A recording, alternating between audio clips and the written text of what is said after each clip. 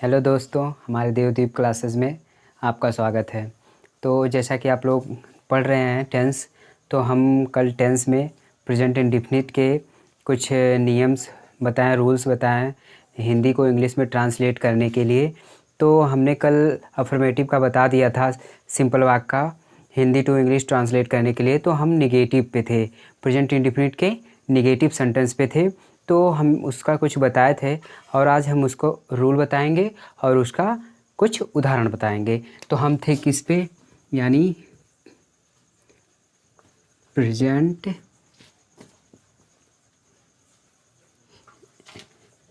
Indefinite tense.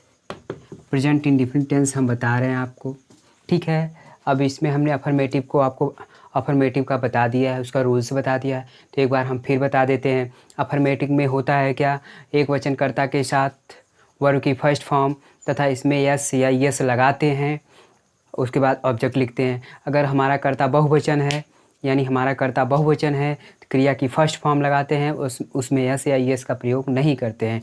आई तथा you कर्ता के साथ, आई तथा यू को प्लूरल ही माना गया है, आई तथा यू कर्ता के साथ हम क्रिया की फर्स्ट फॉर्म ही यूज करेंगे, इसमें यस या यस नहीं लगाएंगे। तो हमने इतना बताया था आपको। फिर निगेटिव नकारात्मक बताया था। जैसे इन वाक्यों के अंत में ता है, ती हैं, ते हों, ता हूँ आते हैं और बीच में क्या आता है, ना या नहीं आता है, उसे निगेटिव कहते हैं। तो हमें बताना था क्या, निगेटिव सेंटेंस का हमें बताना था निगेटिव यानी नकारात्मक वाक्य हमें बताना था नकारात्मक का। तो आज हम आपको बताएंगे नकारात्मक। अब देखिए, प्रेजेंट इंडेफिनिट में दो सहायक क्रिया होती हैं, यानी दो हेल्पिंग वर्ब होती हैं।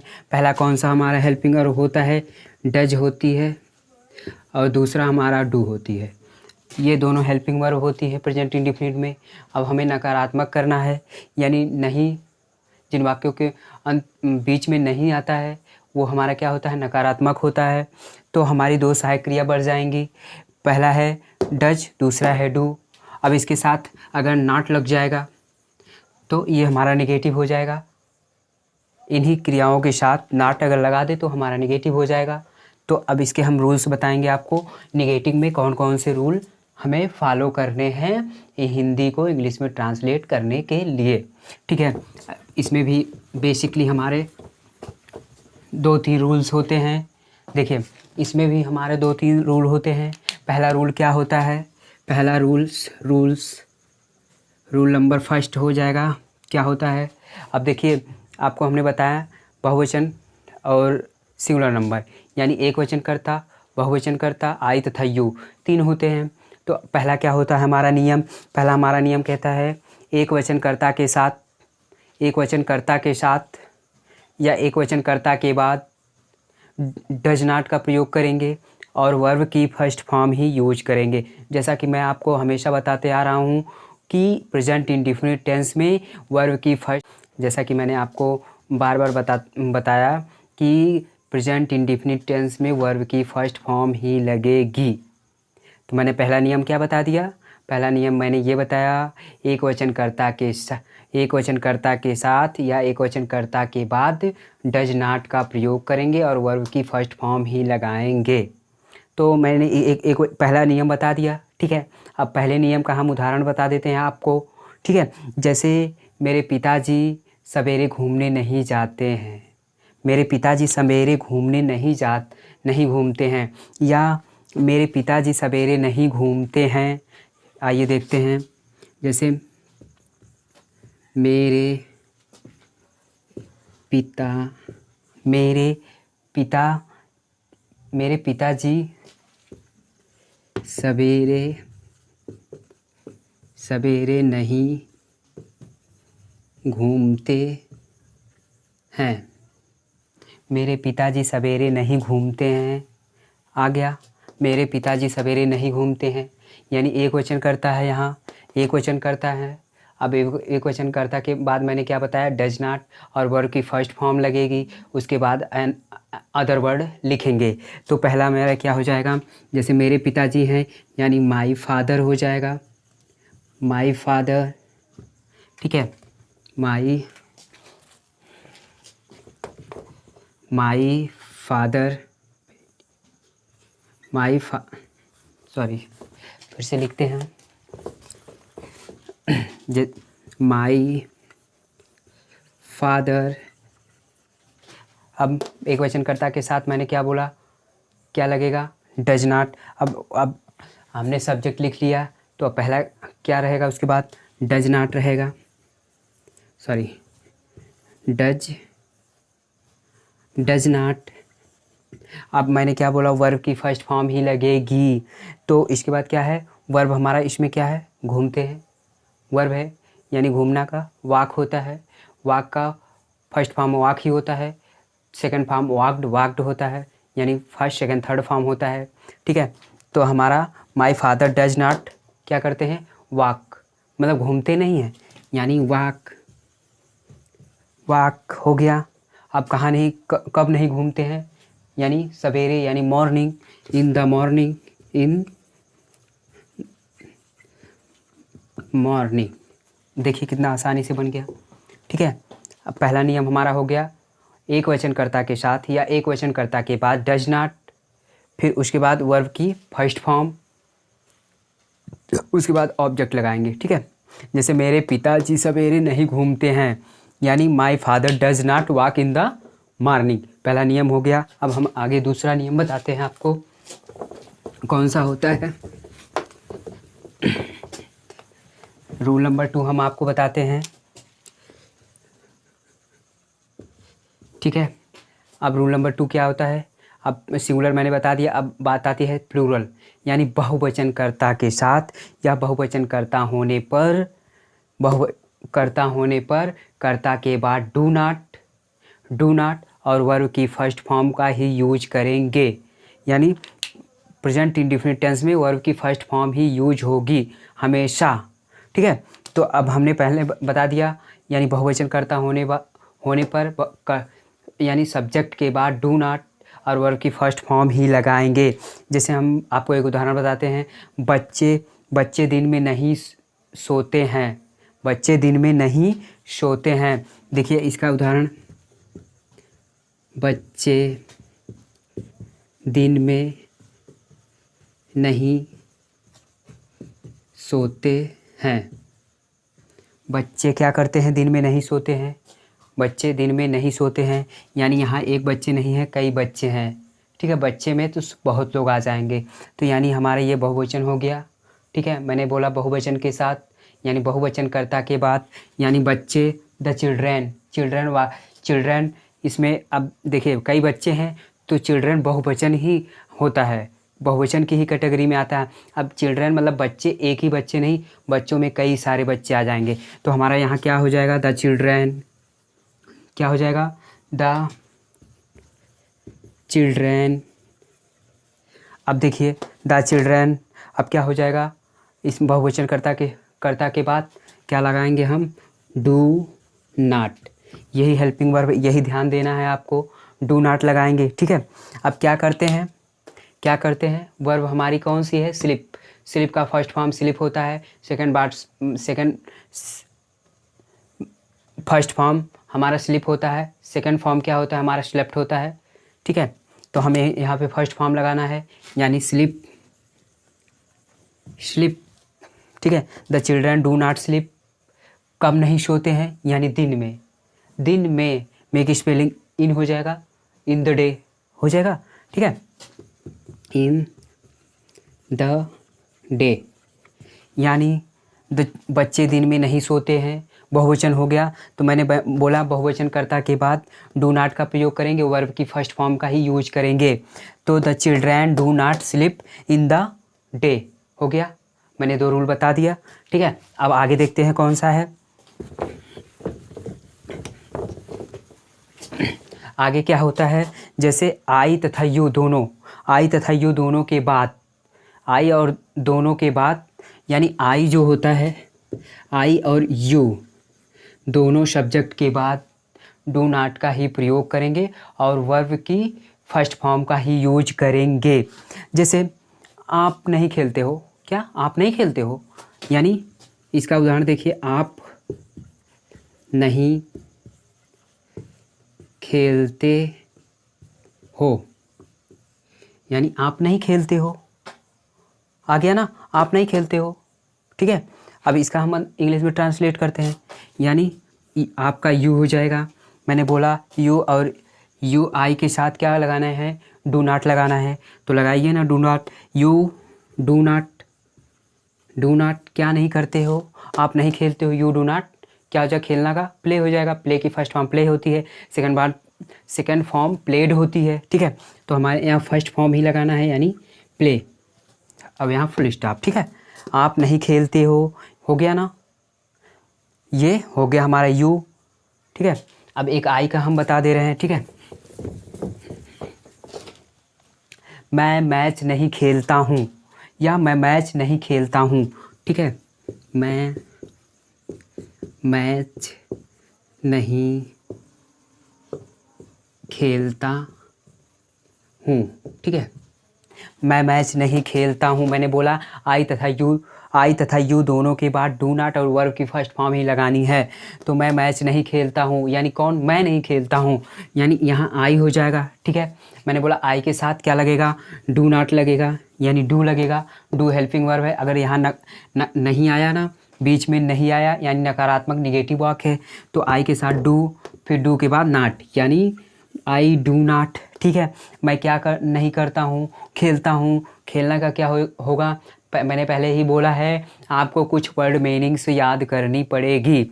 तो खेलना के क्या होता है, यानी प्ले की फर्स्ट फॉर्म प्ले ही होती है, सेकंड फॉर्म प्लेड होती है, थर्ड फॉर्म भी प्लेड होती है। ठीक है, YED जुड़ता है, तो यहाँ हम मैं क्या नहीं करता हूँ, मैं क्या नहीं खेलता हूँ, आई डू नॉट प्ले, मैं खेलता नहीं हूँ, आई डू नॉट प्ले, क्या नहीं खेलता हूँ, प्ले द मैच, यानी मैं मैच नहीं खेलता हूँ। ठीक है, हो जाएगा इस तरह, यानी मैं मैच नहीं खेलता हूँ, I do not play the match, मैं मैच नहीं खेलता हूँ, बट ऐसा नहीं है, मैं खेलता हूँ। ठीक है, अब आगे देखिए, मैंने क्या क्या आपको बताया, मैंने आपको बताया निगेटिव में मैंने आपको 3 रूल बताया। ठीक है, नकारात्मक शब्दों में मैंने 3 रूल बताया। पहला कौन से बताया, यानी अगर हमारा सब्जेक्ट एक वचन है तो हम सब्जेक्ट के बाद डज नॉट और वर्ब की फर्स्ट फॉर्म ही लिखेंगे, वर्ब की फर्स्ट फॉर्म लिखेंगे, और उसके बाद ऑब्जेक्ट, उसके बाद अनदर वर्ड लिखेंगे। ठीक है, यदि हमारा सब्जेक्ट बहुवचन है, हमारा कर्ता बहुवचन है, तो कर्ता के बाद डू नॉट और वर्ब की फर्स्ट फॉर्म का ही यूज करेंगे। उसके बाद ऑब्जेक्ट लगाएंगे, ये आई तथा यू दोनों कर्ता के बाद डू नॉट का प्रयोग करेंगे और वर्ब की फर्स्ट फॉर्म का ही यूज करेंगे। देखिए, मैं आपको एक स्ट्रक्चर बता दे रहा हूँ। ठीक है, देखिए क्या होता है, मैं आपको बता रहा हूँ। देखिए, जैसे हमारा सब्जेक्ट क्या है, सब्जेक्ट अगर हमारा क्या है, एक वचन यानी सिंगुलर है।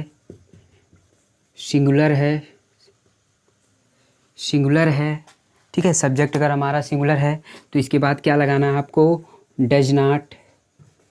डज नॉट प्लस ऑब्जेक्ट या अदर वर्ड,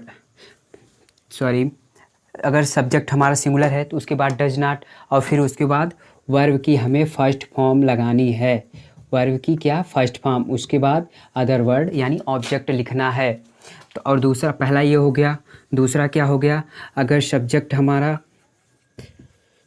हमारा प्लूरल है तो हमें क्या लगाना है, प्लूरल के बाद मैंने क्या बोला, प्लूरल के बाद लगाना है आपको डू नॉट। ठीक है, प्लूरल के बाद क्या लगाना है, डू नॉट, फिर इसके बाद वर्ब की फर्स्ट फॉर्म। ठीक है, वर्ब की फर्स्ट फॉर्म, उसके बाद अदर वर्ड। ठीक है, अदर वर्ड में आपका आ जाएगा ऑब्जेक्ट। ठीक है, ऑब्जेक्ट आ जाएगा। मैंने और तीसरा क्या मैंने बताया, तीसरा आपको बताया आई तथा यू के साथ क्या लगाएंगे, डू नॉट। ठीक है, आई तथा यू के साथ हम डू नॉट लगाएंगे। ठीक है, फिर उसके बाद वर्ब की फर्स्ट फॉर्म, उसके बाद अदर वर्ड हो जाएगा, क्या हो जाएगा, अदर वर्ड। अदर वर्ड में जैसे ऑब्जेक्ट आ जाएगा, ठीक है, अदर वर्ड में, ठीक है। इतना आप याद कर लेंगे, आप हिंदी को इंग्लिश में आसानी से ट्रांसलेट कर लेंगे। ये हमारा निगेटिव का हो जाएगा, ये कौन सा हमारा है, निगेटिव का हो जाएगा, ठीक है। अब निगेटिव यानी नकारात्मक का स्ट्रक्चर है। अगर इस स्ट्रक्चर को फॉलो करेंगे तो आपसे बिल्कुल भी गलती नहीं होगी हिंदी को इंग्लिश में ट्रांसलेट करने के लिए। लेकिन एक बात और आपको ध्यान में रखनी होगी, आपको पहले से वर्ड मीनिंग याद करनी होगी और आपको फॉर्म यानी हमारे first form, second form, third form यानी आपको वर्ब, कुछ वर्ब याद करनी पड़ेगी, ठीक है। अब आगे आइए हम इंट्रोगेटिव सेंटेंस देखते हैं। इंट्रोगेटिव सेंटेंस, ठीक है। इंट्रोगेटिव सेंटेंस क्या होता है, यानी interrogative sentence, interrogative sentence, interrogative क्या देखनी है हमको, सेंटेंस, ठीक है। अब हमको देखना है इंट्रोगेटिव सेंटेंस मतलब प्रश्नवाचक वाक्य होता है। इंट्रोगेटिव सेंटेंस मतलब प्रश्नवाचक वाक्य होता है यदि क्या शब्द से प्रश्नवाचक वाक्य की सीधा पहचान होती है, यदि किसी वाक्य के अंत में क्या होता है, प्रश्नवाचक चिन्ह, यानी इंट्रोगेटिव सेंटेंस मतलब प्रश्नवाचक चिन्ह आता है, एक्सक्लेमेटरी का बोलते हैं, एक्सक्लेमेटरी नहीं सॉरी, ऐसा प्रश्नवाचक चिन्ह आता है। ये पहचान के हमारा एक आसानी से नियम है कि हम इंट्रोगेटिव सेंटेंस पहचान लेंगे। और इसकी मैं परिभाषा में बता रहा हूँ, यदि क्या शब्द हिंदी वाक्य के आरंभ में आता है तो, यदि आरंभ में आता है तो, इसमें हम रूल बता रहे हैं, यदि क्या शब्द हिंदी वाक्य के आरंभ में आता है तो हमें क्या की इंग्लिश नहीं लगानी है, क्या की इंग्लिश हमें नहीं लगानी है।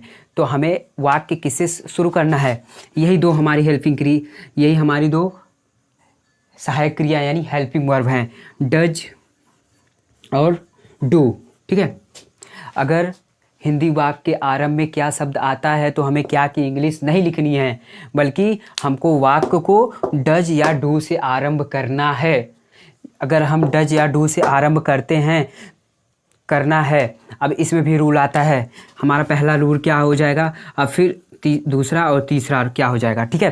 पहला रूल हमारा हो जाएगा, अगर एक वचन कर्ता होने पर, अगर हमारा कर्ता एक वचन है तो उस क्या होता है, जैसे हम आपको बता दें, एक वचन कर्ता होने पर वाक्य में अगर क्या शब्द आता है तो क्या की अंग्रेजी हमने बोला डज या डू का लगाएंगे, ठीक है, डज या डू, ठीक है, मैंने बोला डज या डू। यदि हमारा कर्ता एक वचन है तो सबसे पहले हमें क्या की अंग्रेजी डज या डू लिखनी है, डज या डू। यदि एक वचन कर्ता होने पर वाक्य के आरंभ में डज लगाएंगे, फिर सब्जेक्ट लिखेंगे, यानी एक वचन कर्ता होने पर वाक्य के आरंभ में डज लगाएंगे, फिर उसके बाद सब्जेक्ट लिखेंगे, फिर वर्ब की फर्स्ट फॉर्म ही लिखनी होगी, जैसे हम आपको बता दें कि क्या वह इस मकान में रहता है। देखिए मैंने इसको उदाहरण बता दें, क्या वह इस मकान में रहता है, ठीक है, क्या वह इस मकान में रहता है, क्या वह इस मकान में रहता है। क्या आया शब्द, क्या शब्द पहले आया और आखिरी में आया क्वेश्चन मार्क का चिन्ह, ठीक है। ये हमारा क्वेश्चन मार्क का चिन्ह हो गया, इससे पता चल गया हमारा सेंटेंस या क्या वह मकान में रहता है प्रश्न पूछा जाता है इसमें, तो इससे हमारा पता चल गया ये हमारा इंट्रोगेटिव सेंटेंस यानी प्रश्नवाचक चिन्ह है, ठीक है, प्रश्नवाचक वाक्य है। तो क्या शब्द पहले आया तो हमें क्या करना है, क्या की इंग्लिश नहीं लिखनी है, हमें देखना है अगर कर्ता एक वचन है तो हमें वाक्य को डज से प्रारंभ करना है, डज से। क्या वह इस मकान में नहीं रहता है, ठीक है, डज से मैंने बोला, डज के बाद हमें क्या लिखना, सब्जेक्ट लिखना, सब्जेक्ट यानी वह है तो सब्जेक्ट हो जाएगा ही, डज ही।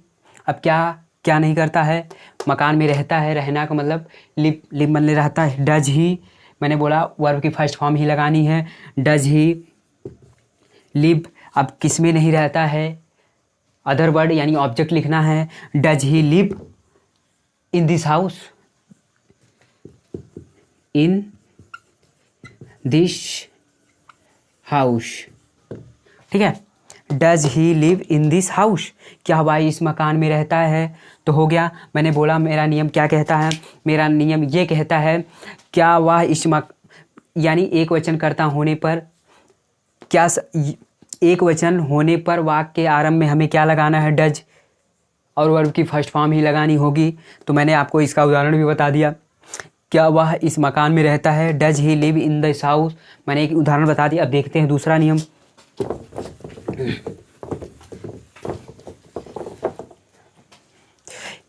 देखिए दूसरा नियम हम बताते हैं, बहुवचन होने पर अगर हमारा कर्ता बहुवचन है तो वाक्य के आरंभ में हमें क्या लिखेंगे, डू लिखेंगे। वाक्य के आरंभ में क्या लिखेंगे, डू लिखेंगे, उसके बाद सब्जेक्ट लिखेंगे, उसके बाद वर्ब की फर्स्ट फॉर्म ही लिखेंगे। ये हमेशा आपको ध्यान में रखना होगा, ठीक है। वर्ब की फर्स्ट फॉर्म ही लिखेंगे। जैसे क्या आप गाय का दूध पीते हो, जैसे क्या आप गाय का दूध पीते हो, ठीक है। क्या आप गाय का दूध पीते हो, ठीक है। अब यहाँ देखिए हम कर्ता ढूंढेंगे। वाक्य हमारा क्या से शुरू होता है, हमारा कर्ता यानी सब्जेक्ट को ढूंढेंगे। बहुवचन है कि सिंगुलर नंबर है, तो यहाँ पे देखिए आप आया, मैंने बोला है आप, आई और यू के साथ डू नॉट का प्रयोग होता है, यानी डू का प्रयोग होता है, यानी हमारा ये बहुवचन है। तो मैंने क्या बोला, बहुवचन वाक्य में आए, बहुवचन कर्ता के साथ हमें वाक्य को डू से आरंभ करना है। जैसे डू से आरंभ करना है, अब फिर उसके बाद क्या लिखना है, सब्जेक्ट लिखना है। अब हम क्या नहीं पीते हैं, दूध, यानी इसमें हमें वर्ब ढूंढना है। तो यहाँ पे क्या है, पीना वर्ब है, यानी ड्रिंक। अब क्या, गाय का दूध, काऊ गाय, do you drink cow milk, ठीक है, हो गया। क्या आप गाय का दूध पीते हो, do you drink cow milk, क्या आप दूध पीते हो, ठीक है। ये हो गया तीसरा आपका, ठीक है। ये हो गया आई तथा यू। मैंने एक बार नहीं, पूरे वीडियो में मैंने आपको बताया कि आई तथा यू के साथ हमेशा डू ही लगेगा। अगर आई तथा यू आता है सब वाक्य में, तो वाक्य को हम डू से ही आरंभ करेंगे और वर्ब की उसके बाद सब्जेक्ट लिखेंगे, उसके बाद वर्ब की फर्स्ट फॉर्म ही लिखेंगे। तो इतना लिखेंगे। और एक और रूल होता है, यदि हमें वाक्य में यदि क्या होता है, वाक्य में WH टाइप यानी क्वेश्चन पूछा जाता है। यदि वाक्य में क्वेश्चन पूछा जाता है यानी WH टाइप होता है, एक WH टाइप होता है। जैसे WH टाइप में व्हाई आ गया, क्यों, कब, कैसे, कहाँ, कैसे आता है, तो ये हमारा क्या क्वेश्चन पूछा जाता है। ये वाक्य के बीच में आता है, तो इसकी स्पेलिंग हम पहले लिखेंगे।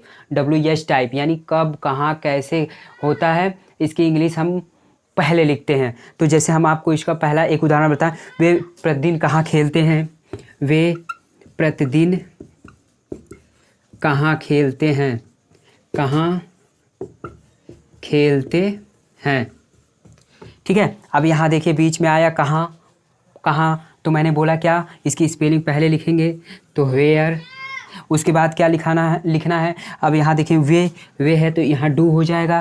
तो फिर इसके बाद सब्जेक्ट लिखेंगे, वेयर दे प्ले